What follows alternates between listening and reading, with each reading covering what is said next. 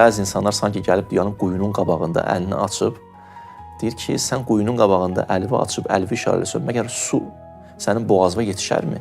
Yetişməz əsla. Bəs o suyu əldə eləmək istəyən, onun yolu var. Yolu nədir? Quyuya vedrə at, məsələn, misal üçün, artıq bir izahdır. O vedrəni oradan suyu vedrə ilə çıxar, sonra oradan bir stəkan götür, o vedrədən suyu götür, sonra yaxınlaşdır ağzına, o suyu iç, su sənin canıva yetişsin. Bunun yolu budur.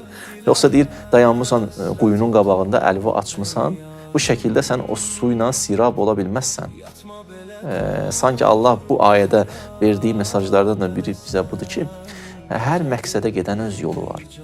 Hələ sən ürəyin necə istəyirsə, hədəfə yetişə bilməzsən. Yəni, mən istəyirəm Allaha bəndə olum, misal üçün, amma ürəyim belə istəyir, bəndəçilik edeyim. İbadət eləməyəcəm, namaz qılmayacam, məsələn, insanı əlindən tutacam. Sən belə Allaha yetişə bilməzsən, hədəfə çata bilməzsən, məqsədə yetişə bilməzsən. Allah yol qoyub, hədəf təyin edib və yol qoyub.